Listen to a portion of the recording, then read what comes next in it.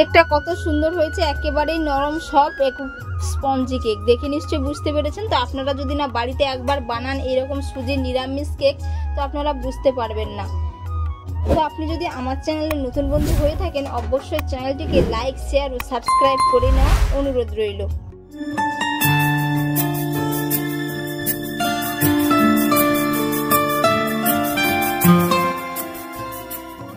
ডিম ছাড়া বাড়িতে কিভাবে সুজির কেক বানাবেন সেই রেসিপি আজ আমি আপনাদের শেয়ার করব। এর জন্য এখানে আমি একটি কাপ নিয়েছি। তো কাপের মাপ করে 1 কাপ লিকুইড দুধ দিয়ে দিচ্ছি। তো বন্ধুরা, যাদের বাড়িতে লিকুইড দুধ নেই তারা কিন্তু আমুল দুধকেও জলের মধ্যে গুলিয়ে দিতে পারবেন। তো বন্ধুরা, কম বেশি কিন্তু সবার বাড়িতে কাপ থাকে। তো এবার আমি এর মধ্যে 1 কাপ সুজি দিয়ে দিলাম। মাপটা সবসময় ঠিকঠাক রাখতে হবে, দিলেই কিন্তু কেক আপনারা বাড়িতে খুব সহজেই বানিয়ে নিতে পারবেন। তো এই কাপের মাপ করে 1 কাপ আমি চিনি দিয়ে দেব। এবার আমি দিয়ে দেব 1 কাপ চিনি। তো বন্ধুরা, আপনারা চাইলে চিনি গুঁড়ো করে দিতে পারেন। তো সবার বাড়ি তো মিক্সি থাকে না, এর কারণে আমি এখানে আস্ত চিনি দিয়েছি। তো কিছুক্ষণের জন্য চিনি আর সুজিটা খুব ভালো করে মেল্ট করে নেব। চিনিটা খুব ভালো করে মেল্ট করে নেব, এইরকম হ্যান্ড উইচ দিয়ে খুব ভালো করে ফেটিয়ে নিব। তো যতক্ষণ না চিনিটা মেল্ট হচ্ছে বাকি উপকরণগুলো এর মধ্যে দেব না। তো বন্ধুরা, আপনারা চাইলে মিক্সিতেও গুঁড়ো করে নিতে পারেন। তো আমি মিক্সিতে গুঁড়ো করলাম না, এমনি আস্ত চিনি দিয়ে দেখাচ্ছি। বন্ধুরা, আমি যেই রকমভাবে পরিমাপগুলো নিচ্ছি আপনারা ঠিক একই পরিমাপে নেবেন, একেবারে পারফেক্টভাবে ডিম ছাড়া সুজির কেক বানিয়ে নিতে পারবেন। চিনি খুব ভালো হয়ে মেল্ট হয়ে গেছে। এবার আমি সেই কাপেরই মাপ করে 1/2 কাপ ময়দা দিয়ে দিচ্ছি। তো বন্ধুরা, আপনারা যদি ময়দা দিতে না চান এখানে আপনারা সেই মাপ করে সুজি দিতে পারেন। তো এবারও আমি ভালো করে মিশিয়ে নেব। ভালো করে আমি ফেটিয়ে নিয়েছি। এবার এর মধ্যে বেকিং পাউডার আর বেকিং সোডা দিয়ে দেব। যেই কাপের মাপ করে সমস্ত উপকরণগুলো দিয়েছিলাম সেই কাপেরই মাপ করে 4 ভাগের 1 ভাগ এখানে আমি লিকুইড দুধ নিয়েছি। তো এবার এর মধ্যে আমি বেকিং পাউডার আর বেকিং সোডা মিশিয়ে নেব। বেকিং পাউডার নিয়ে নিলাম 1/2 চামচ। তো এরই 1/2 করে আমি বেকিং সোডা দিয়ে দেব। এরই 1/2 বেকিং সোডা। তো ভালো করে আমি একটু ফেটিয়ে নেব। যতক্ষণ না একটা ফেনা ভাব উঠে ততক্ষণ পর্যন্ত খুব ভালো করে ফেটিয়ে নিতে হবে। এই যে খুব ভালো করে ফেটিয়ে নিয়েছি, পুরো একেবারে ফেনা ফেনা হয়ে গেছে। এবার আমি এটা বেটারের মধ্যে ঢেলে নেব। তো বন্ধুরা, এই টিপস আপনারা অবশ্যই কিন্তু ফলো করবেন, দিলে কিন্তু খুব সহজে স্পঞ্জি কেক বানিয়ে নিতে পারবেন ডিম ছাড়াই।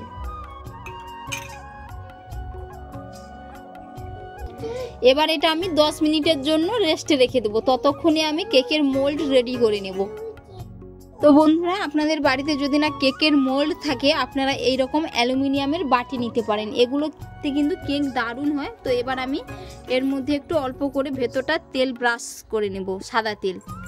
তো খুব ভালো করে তেলটা লাগিয়ে নেব। খুব ভালো করে তেল লাগিয়ে নিয়েছি। তো এবার এইদিকে আমি একটি খাতার কাগজ নিয়েছি। তো এটাতেও একটু ভালো করে তেল লাগিয়ে নেব।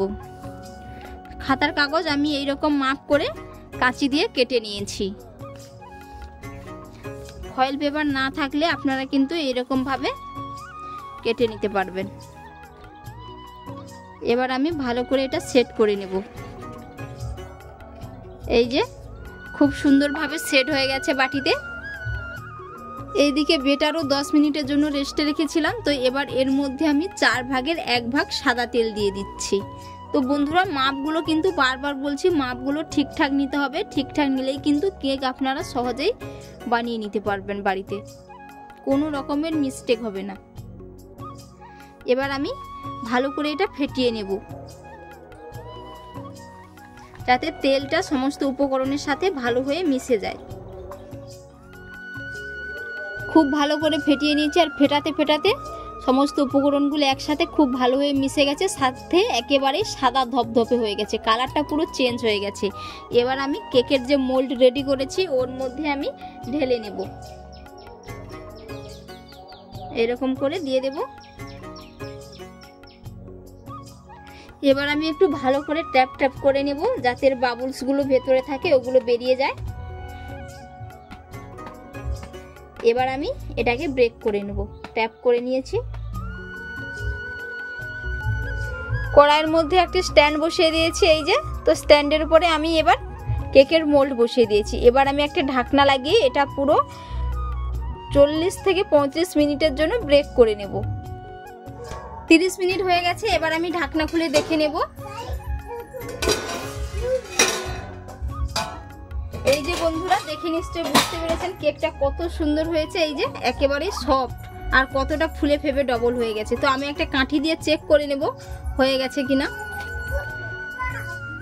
এই যে কাঠির গায়ে লেগে যাচ্ছে না, তো এর মানে বুঝে নিতে হবে হয়ে গেছে। এবার আমি এটা তুলে ঠান্ডা করে নেব, দিয়ে মোল আউট করে আমি আপনাদের দেখাচ্ছি কেমন হয়েছে।